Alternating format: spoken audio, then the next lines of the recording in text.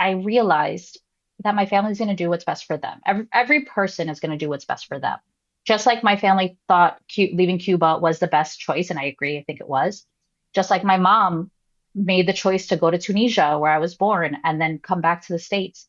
They made those choices. So it's time to make mine for my kids. And maybe one day my kids will want to leave and move somewhere else. That's their choice. But I couldn't live in my head for my family where they might not necessarily take me into consideration for a lot of their decisions.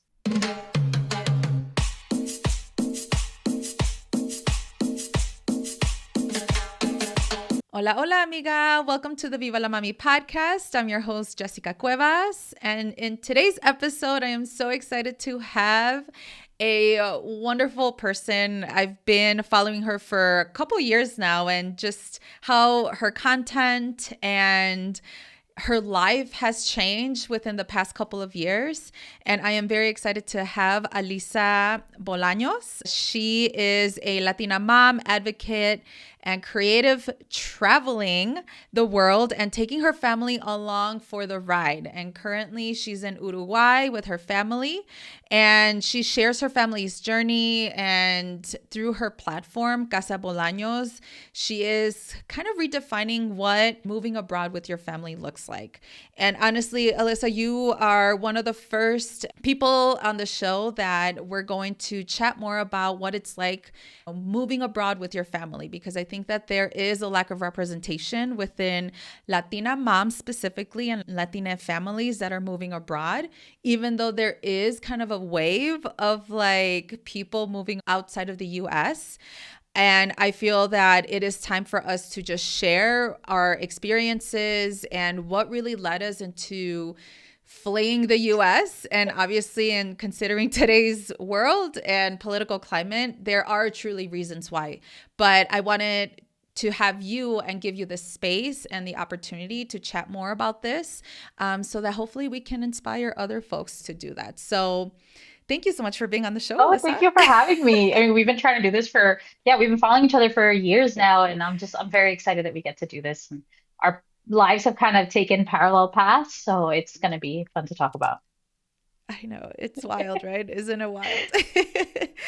Yes. So, Alyssa, you made what many would call a kind of radical decision. And I think oftentimes when you have a family, you don't even think about moving outside your neighborhood, let alone outside the US, to travel the world with your familia.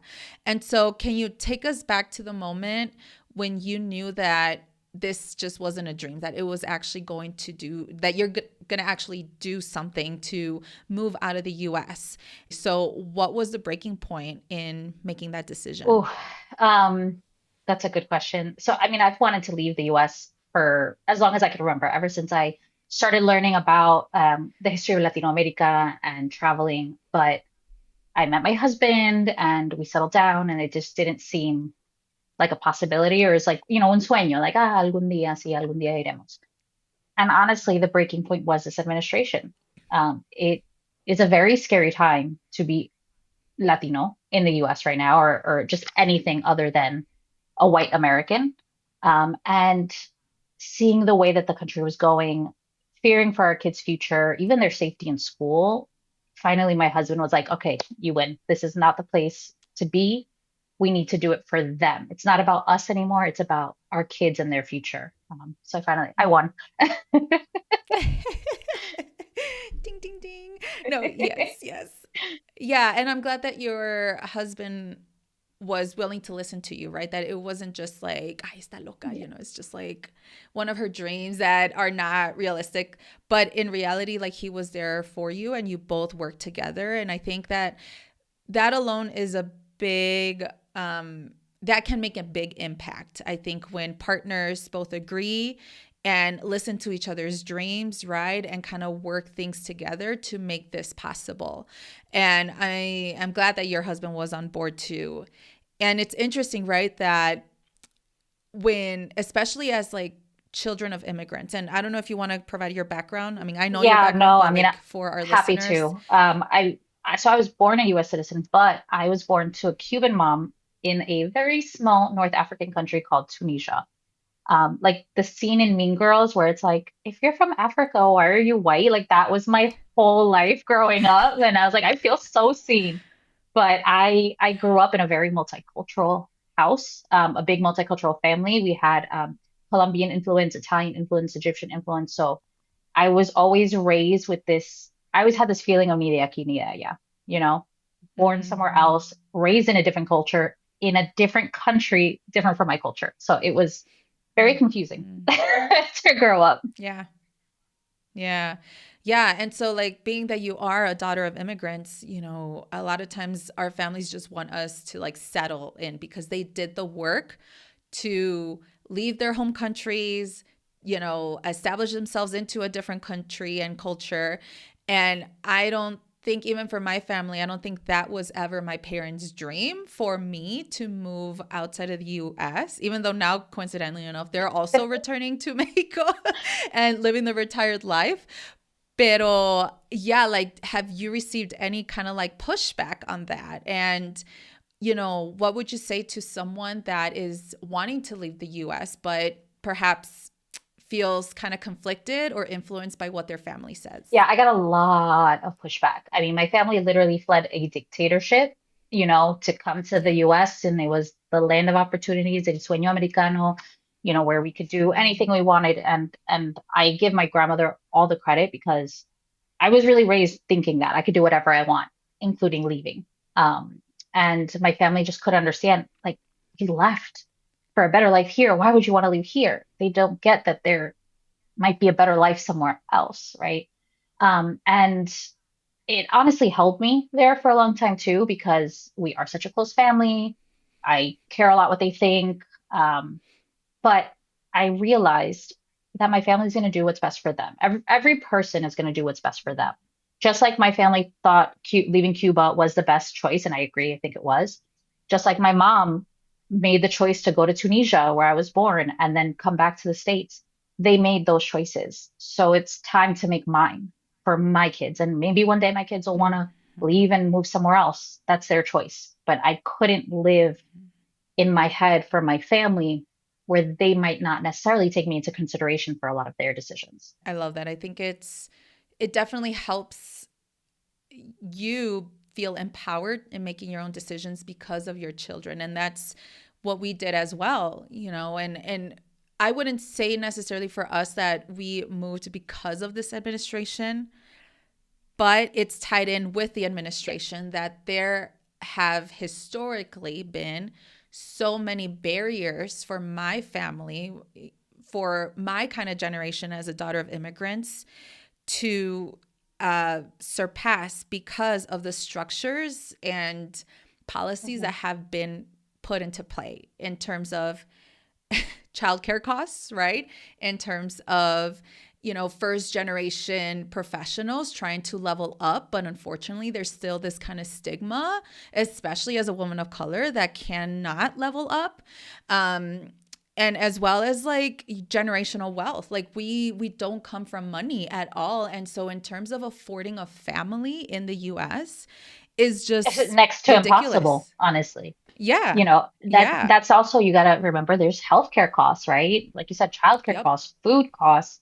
It just all the costs, right? It's a Yep. country run on profit, and I mean, I get it, it's a business, but it just, there's other ways to live, and that's not how we wanted to live. We didn't want that hustle. Mm-hmm. We wanted the Mm-hmm. work-life balance. We wanted to give our kids a childhood that I guess we had in the 90s, because it was still a different time back then. Yeah. Yeah. But yeah, it's really almost impossible to raise kids in the States these days. Yeah. Absolutely. Absolutely. And yeah, and ultimately, yeah, it's all tied in with what we want, what's best for our kids so that we can be present parents. And it's yeah, like having a different quality of life that it worked for others and maybe it does work for others now, but I don't think the way that things are going, right? Like it's not going to be sustainable for families. Like it's a win lose type of situation, and I want a win win situation, right? Like, and yeah, it's very hard to, especially when with family who have fled their home countries, to have these conversations.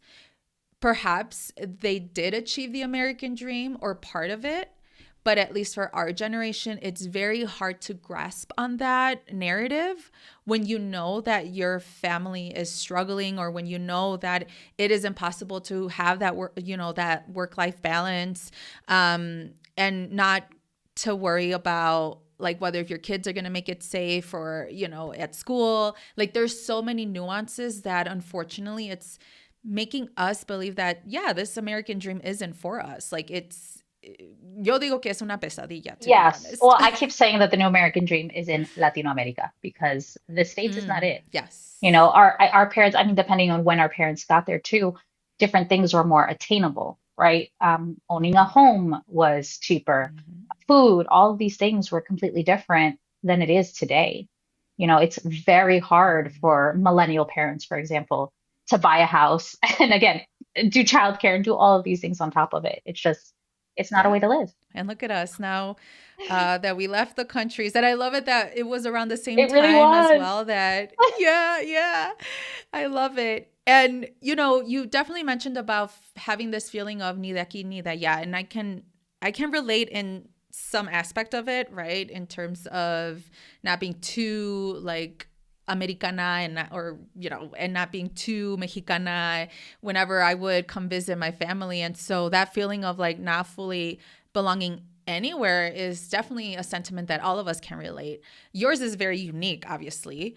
And so did you think that leaving the US would solve that?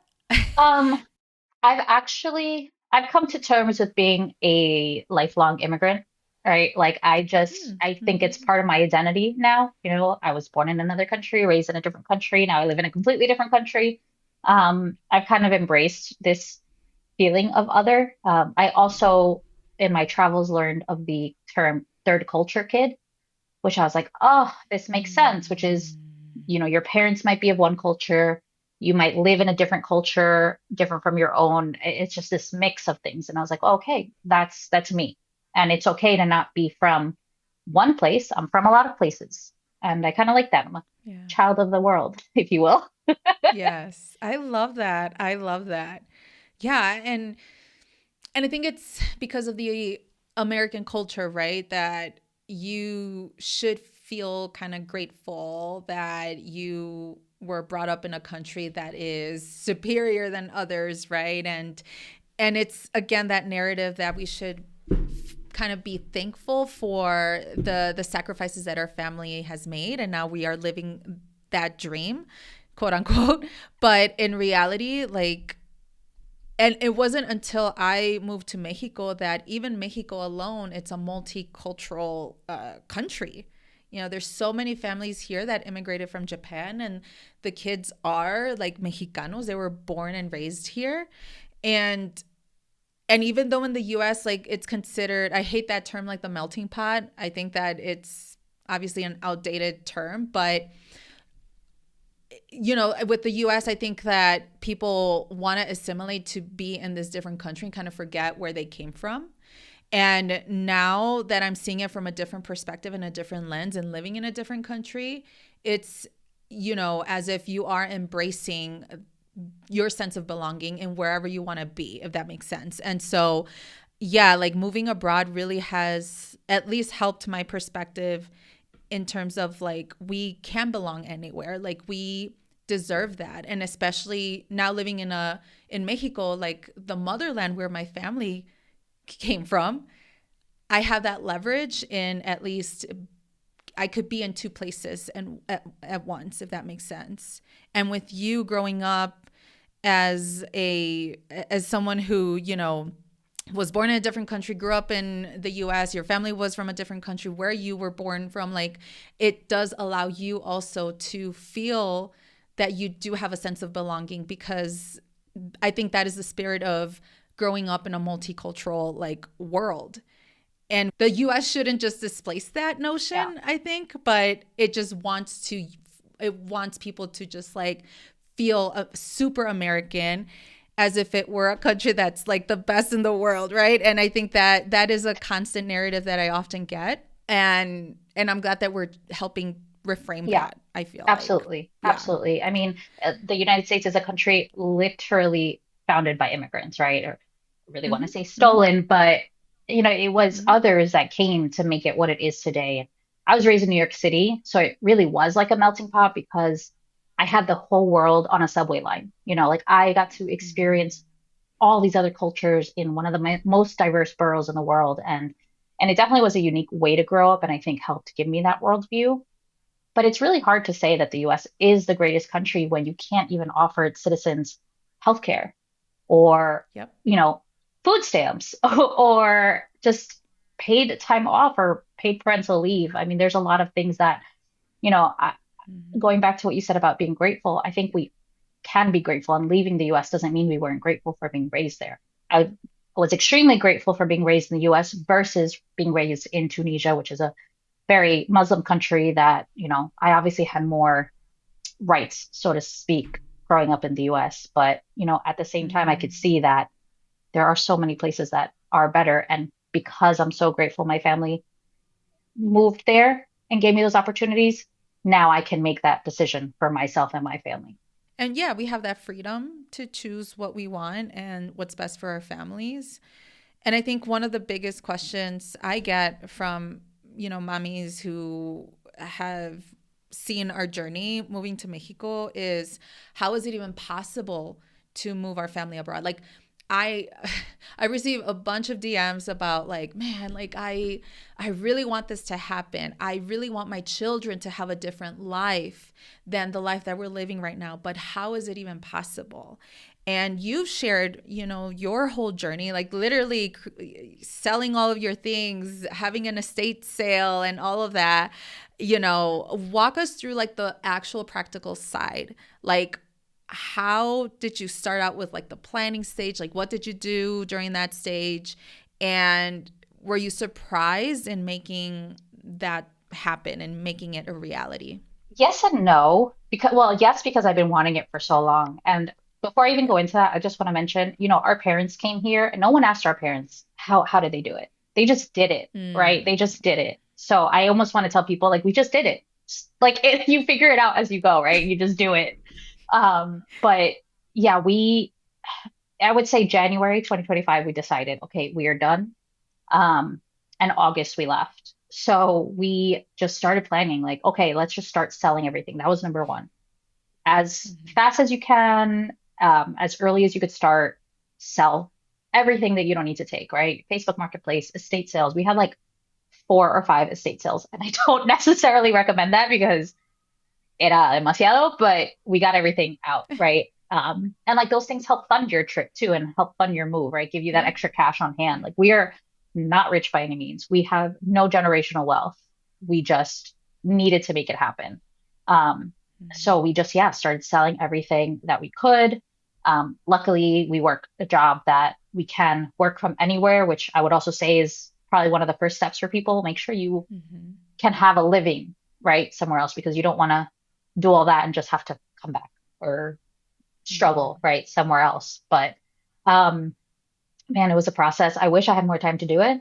I feel like we also did it at the same time, so I don't know how you felt. I was Yes. so overwhelmed. I was so stressed out. I got Bell's palsy. I don't know if you remember that. Like my whole face Yes. got paralyzed from the stress of everything. Oh my But, God. but we did it. Like we did it. It was like I Yeah. don't even know how. How'd you do it? I don't know. It was a blur. Like I just I know, especially for you because you had a couple suitcases. Like we at least were able to drive and we just like shoved everything in there as much as we could, and then the rest we ended up just like leaving it in the dumpster, or not dumpster but people for them to pick right, up right. like in the alley. Yeah. And I mean, we yeah, shipped like I don't stuff. know how you We did did. We it. shipped 2 boxes. Okay, okay, okay, So our home base is okay. Colombia. My husband's from there. He's my escape plan. Like I like to joke. Like, like we have papers there. So that obviously makes the move a little bit easier. And that's a privilege, just like you had that as well for Mm-hmm. Mexico. That was a 100% privilege that we do not, that we acknowledge. But yeah, we were able to find a company that shipped by volume, not by weight. So just they charge you for the size of the box. So we stuffed Oh, everything that we nice. could in 2 big boxes. We're gonna open those boxes because we still haven't been to our house in Colombia yet since we're in Uruguay. I know we're gonna open it. We're gonna be like, why did we pack this? Yep. Was it a necessity? I know that's what I wonder all the time too. Like I was like, it wasn't a necessity. Like, and the thing is that you can find everything, Right, outside of the US. We have that mentality que, we're never gonna find this. Like I'm thinking, I don't know, this like specific brand of like band-aids that I use for the kids. And I'm like, I'm never gonna find these. And I'm like, well, there's obviously like different right. alternatives, and yeah, and I think it's that mentality that again, we still believe. And even there are times when I catch myself, I'm like, oh, like this brand was better in the US versus like this brand here in Mexico, and or the quality of Right, things, right? But in reality, like people survive in other countries. right. Like people are still living, It's right? different. It Like doesn't mean that it's wrong or worse, right? Or I don't know if you get yes. this, but I get this a lot. The misconception that people have of Latino America as if we don't have modern conveniences. Like I Hmm. know not every house has this, but like we have essential heat and air in our house, right? Like there are roads and stoplights. Like people sometimes think that we're stuck in this, I don't know what world, but Latino America is like in desarrollo. Like there's innovative cities Yeah. and countries, and it's like you said, you could find everything that you need almost anywhere at this point. Yes, absolutely. Well, thank you for sharing your experience in terms of like the move and selling everything. And I think that comes along with like not having that sentimental attachment to things. And I get it as like children of immigrants. Or I don't know if this is your situation, but like my dad, like he till this day, now that they moved to Mexico, he left a big like shed. Like he built a shed in their house because they're still keeping their house. My sister is renting their house Okay. now in the US, and he had to keep all the machinery. And when I last visited, I saw boxes of like Oh, VHS, like Disney movies that we grew up in the 90s. And I'm like, "Ba, I'm sorry, but I'm not going to use that. Like, it's okay. You can let that go." He's like, "No, this is so much money accumulated and I can let that go." And I'm like, okay. And I know that it is really hard to let go of things, but like how going back to what you said in terms of like, well, our families were able to just like immigrate and leave everything behind. Like that is also like the mindset that, if you really want to take your family abroad and move somewhere outside of the US and knowing that you may be limited to like the things that you have to bring with, like it's okay to let it yeah, go. yeah. And It's yeah. definitely hard, and I would say it's probably one of the hardest things, right? That Hmm. is letting go of a lot of that stuff. And I mean, there's a lot of pictures I kept, and there's definitely some sentimental things that you have to, right? But Yeah. at Yeah. the same time, that letting go, because our families, I mean, I don't know about your family, but my family left with the clothes on their back. Like the Cuban government took Hmm. their house and they're like, ciao, lárguense, like, sorry. And my mom did the same thing in Tunisia. So I was like, all right, bueno, like at the end of the day, it's just stuff, right? You can't take it with Yeah. you. You have the memories. And honestly, I think that was hard for my kids too, right? Because they're 4 and 5 at the time of our move. They want all their toys, right? And all their artwork and all their things, and trying to explain to them, Papi, well, we don't need that. And we can make more and we can get other toys. And that was definitely interesting to navigate. Hmm. Yeah. Yeah. And I was actually going to ask, like, how did your kids take it, with the move? And how did you initiate those conversations about that you're going to sell the house and leave everything behind? Um, we definitely did it with my oldest because he just understands more. He Yeah. was he would understand at times, and other times, even now, sometimes he's like, I miss our Florida house, and I'm like, yeah, baby, but we talked to him. How do I put this? Age appropriate, but we still didn't want to lie to him. Hmm. So how we explained to him was, right now in Florida, there's people that are mean to people who speak Spanish like us, and it's not necessarily safe for us. So we come to, Colombia, where we're trying to be based out of because we're with our family and it's safer there and more memories, and we just try to get them excited about it. We've traveled with them since they were young, so they're used to that aspect of kind of leaving stuff and traveling. So it wasn't too bad. And because we were big in sustainability, we explain to them, how reusing. They know about reusing, getting secondhand, and we say, well, all these toys, Mhm. another little boy or girl is going to be able to play with them and love them as much as you did. And that was probably the easiest thing to say to them. They're like, okay, just throw stuff in the box. I was like, all right, cool.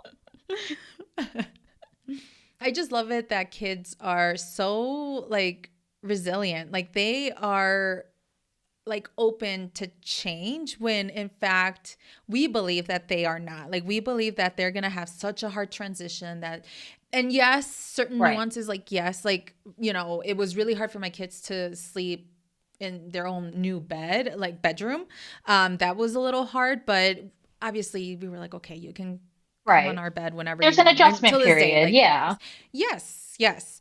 But in terms of making a big move like this, like I think that a lot of families hesitate in actually even thinking about it porque they're going to think, "Oh, well my kids are not going to grow up in like their childhood home the way that I grew up in." Or oh, they're going to lose their friends or they're going to I don't know, just like all of these thoughts that oftentimes creates Yeah. guilt, Oh, yeah. mommy guilt, and I think that with you sharing your experience and even with me, like I think that we are allowing people to see it from a different perspective. And ultimately, it's essentially like, what are we giving in? Like, I would much rather prefer for my kids to be in a school where they are safe here in Mexico than in the Right. US, to be honest. Like last year when my then 3-year old, he was in like pre-K 3, and he was only there for like 2.5 hours, which didn't allow me to do anything. But he was in school. They had to do like a lockdown Mm. drill at 3 years old.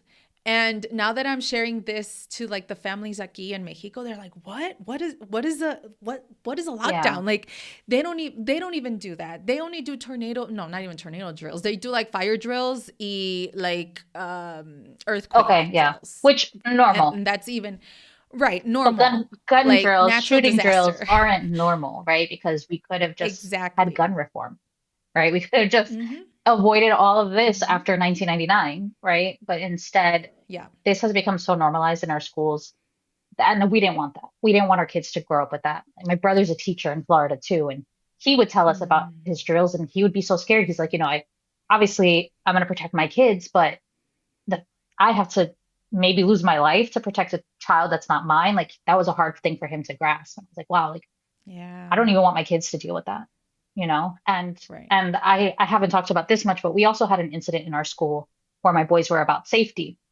And I can't talk about it too much because we're currently suing them because of it, because they put our child's lives Mm. actually at risk. Um, Oh my gosh. and that again was our, yeah, okay, we're out of here. That helped me start Yeah. homeschooling to kind of prepare us for this. But I was just like, this is normal in the Florida school system, which how is this normal? Like how are we treating our children this way? And again, so many schools around the world just don't do that or foster No. creativity with kids. And we're, instead of sitting at a desk all day, we knew that there was a better way for our kids, a better life. Yes. Yes, absolutely.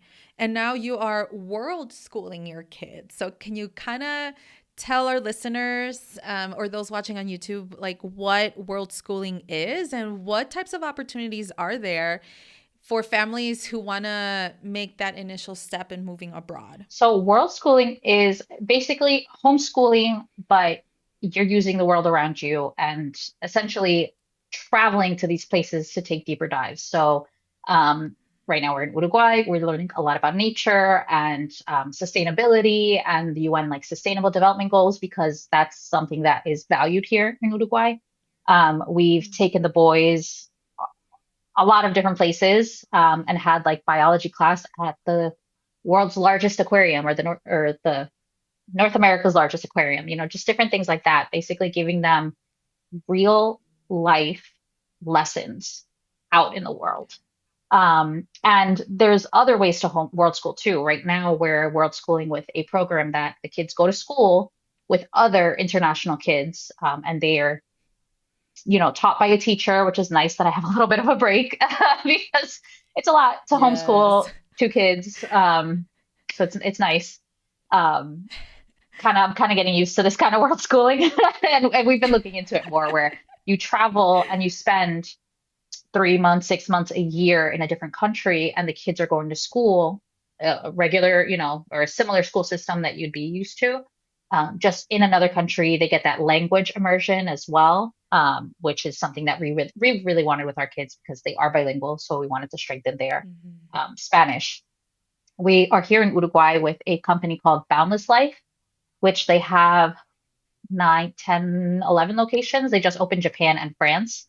Um, and you could do 3 months, which is what we're doing, 6 months or 9 months. And again, the kids go to school. The parents, they give you a co-working hub, which is nice that we have Wi-Fi and coffee there. We do cultural and immersive events together, but we also have the freedom to explore on our own. So it's a nice way. We thought it would be a good way to kind of take the first steps into Latino America, kind of ease the boys into it. But we still have plans to travel to different places and learn. Yes. Oh my gosh, that's so exciting. And if you have a link, Yeah, like, I don't know if you have a refer I code or can something send you the for. code. I have a code. I think it's alibol.1, but it gets people like 400 euros, so $450 off. It's a great resource. It's a Nice. great first step, especially for people who are maybe considering leaving the country permanently but unsure. You have support, which is something that you don't always have when you're going to a new country. Even if you have family there, you have a village essentially. You have people to Mhm. help you with your kid. Everyone's kind of in the same boat as you, with the same kind of ideals, which is nice to have. You're not just jumping in blind. And a lot of families use this as a way to see if they want to live. Like there's one family bought a house here in Uruguay after being in this program. They're like, yeah, we're staying. We love it. Wow. Like, That's awesome. Wow, that's awesome. Yeah, and I think, yeah, as moms, right?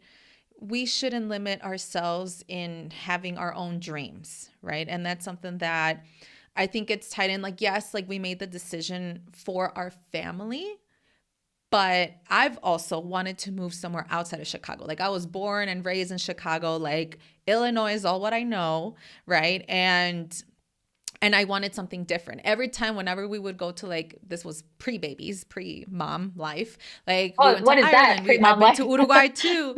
Yes, right. What was that? What? Who was that person? But I've always told my husband, I'm like, man, I want to live here. He's like, oh, here we go again. As soon as we go to a different country, you want to move there, like, but I think that as soon as I became a mom, like for some reason I became this like whole different person, obviously, but it allowed me at least to like dream even Yes. bigger and bring my family with, Yeah. considering the high stakes that are going on right now in the US. Like it motivated me even more. And it created this like crazy imagination that I never thought would be possible. And so with you, like obviously, like you mentioned that everything that is going on with the US, it motivated you. Like what was like your biggest motivation for your family in choosing Uruguay and choosing this program or world schooling your kids? Like what has been one thing, I guess, that really motivated you to do this radical thing? I mean, yo creo que siendo latina, siendo inmigrante, siendo first gen, travel has always been for me kind of similar to you, traveling a lot to kind of really honor like the fact that I had a lot of family that couldn't, right? My husband had a lot of family that Mm-hmm. couldn't. They couldn't. Once you're in the US, you kind of got to stay there for a um, while you're in process or just because, you can't leave. And I know a lot of people understand what that means. So being able to give my kids that, I couldn't travel when I was young. I couldn't go to my homeland on summer vacation like everyone else. So Mm. being able to give my kids literally the world has been the best part about this, and showing them that they don't have to settle, that the world is so big, that there's so many different just cultures and different things out there. And my kids, and I hope they stay like this, but they're so empathetic and they're so open-minded, and they remind me a lot of times too. Sometimes we're around and I don't know, they'll just say something and I'm like, how did you know that? Or like, where did you learn that? Or like, oh, okay, this travel thing is really working. It's been that's probably been the best motivation is giving them the literal world. I love it. And they're essentially becoming global citizens. And I think that it allows them to not just, just see things differently, but like you said, it creates empathy. It creates like a better understanding of the sense of the world around them, not just like the US. Right. And, again, in thinking that the US is the best country in the world, when in reality, I mean, what I've seen through travels in the past, right? And even now living in Mexico, there's a better life out there, Absolutely. and especially for us being children of immigrants, we can have that leverage and literally going back to our homeland or figuring out, okay, well, if I become a Mexican citizen, I can actually live in Colombia without a specific visa, Right. like all of Right. these different nuances that can essentially bring, like, it allows us to have more open doors, and that is through that immigrant experience, right, from our families, and how we can leverage our way into different opportunities. I agree. And I think that's I beautiful. think it's very Yeah. healing. A lot of people don't really talk about the generational trauma that comes with being first gen, right? Or children of immigrants, or Mm-hmm. even second gen, right? And being able to reclaim our homeland like that and be able to live there and survive there. Obviously, our parents left for a reason, and Yeah. it's usually not a reason that they wanted to leave, right? But being able to go back, being able to give our kids their culture, it's just, Mm-hmm. I don't know. I don't think there's really words to express that gratitude and being able to do that. And through your content, you're literally showing families what life is possible. And I love that you have been very transparent, very open about your experience there. And what is something that you hope a Latina mom specifically can take away from your story? And especially those who are, kind of tinkering with the thought like, oh, should I move out? Like, should I move to another country? What would you say to that? I would say life's too short. I would say take the Mm, risk. You could always go back, right? You can always go back, yeah. but you don't know what you might be missing or what you might be able to give your kids somewhere else. It's hard, but not as hard as people think, right? I think we get stuck in our heads a lot of like, oh my God, this is very overwhelming, and it is. But then you do it, and you're like, oh my God, like this happened, right? It's happening, and we forget that people live in cities all over the world, right? The US is not the only place to live. So I think that really being able to honor our Latinidad, our culture abroad, or even if we weren't living in Latino America, raising our kids bilingual, even if we lived in Paris, it's an act of resistance and it's a powerful one. Yeah. And, I would just tell other Latina moms and Latinx parents, like, just do it. Take the risk. Take the risk because you don't want to Yeah. grow old and wonder, what if I did this? You know? Hmm.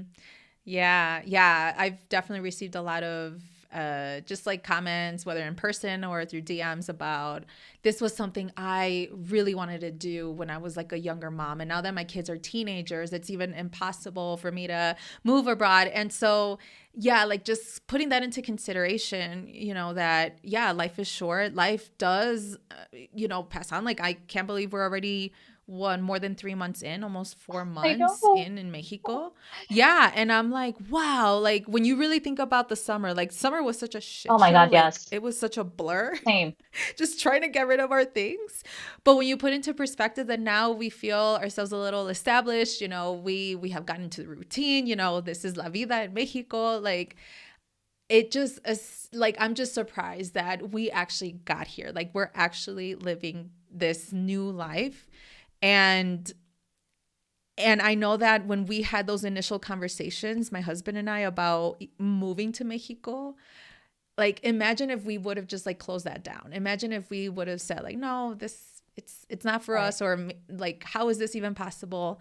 But it is. Like if you and I were able to do this, Absolutely. obviously two completely different countries, different sort of situations and reasons, but like it's kind of tied in with having that opportunity, especially as Latina moms, that we were able to do this for our families and that we have that leverage and being bilingual. and we can choose any Latin American country if we wanted to. Like, I think that in itself is a testament that any other Latina mom can do it if this is ever a dream that they Right. wanted. And I think, yeah, we're giving them permission to do that, Absolutely. and I love that. Yes. If you Yeah. needed permission, here's your permission. Lárgate, vete, go see the world, do what makes you happy. Oh my gosh, I love it. And what is one thing, because you're currently in Uruguay, what is one thing that you love about Uruguay, and one thing that you're still kind of adjusting about your life in That's a good Uruguay? question. Curious. I love how open and progressive this culture is. Uruguay has always been one of the most progressive Latin American countries, and you see it and you feel it, and everyone is nice and happy. La vida muy tranqui. I love that. And one thing I wouldn't say necessarily that I don't like, it's an adjustment. There isn't as much diversity here. And maybe in Mm. Montevideo, it's a little different in the capital. We live about 2 hours away near Punta de Este. Um, Mm. like I miss my Cuban cafecito and croquetas. I didn't think it would be so hard to find here, right? Like I'm used to Colombia, and Colombia has just proximity to other places, and I guess the trade there. Uruguay's pretty remote. So like we don't, we want like buñuelos in the morning, or like I said, like croqueta, whatever. It's hard to find. It's Yeah. basically like milanesa, chivito, like you're getting what you're getting. Bunch of meat. And it's fine. I love it, but like I also miss like rice and beans and maduros, so like I have to go the extra mile to go Yes. search for that. And like I don't want to cook it all the time, but like I have to if I want that. Right. Yes. Oh my gosh. I could see that. I definitely see that. Yeah, like I definitely miss seeing diversity in terms of like That people, too, ¿verdad? yeah. Like, yeah, like especially coming from big Right. cities. I mean, Florida, I'm pretty sure like you saw Yeah, no, almost yeah. similar. Orlando is Yeah. pretty diverse. Oh yeah, yeah. But again, I was raised in New York City, so nothing, I feel like nothing can Right, compare to that. right. Like I was spoiled for sure being raised there. But still, we had the diversity in people and the diversity in food, and I just you could find almost anything you Yes. wanted, and here you get what you Yes. get. Yes, exactly. Yeah, I could definitely see that. No, that's hilarious. Yeah. Yeah, well, I'm going to ask you one more Okay. question that I ask all of my guests on the show, and that is, how are you redefining madrehood? Oh my gosh. I wish you prepared me for that. I should have known actually. How am I redefining motherhood? I want to be the mom I didn't have, and I want to be the mom Mm. that has an open mind with my kids, right? That's part of the reason why we're doing this journey.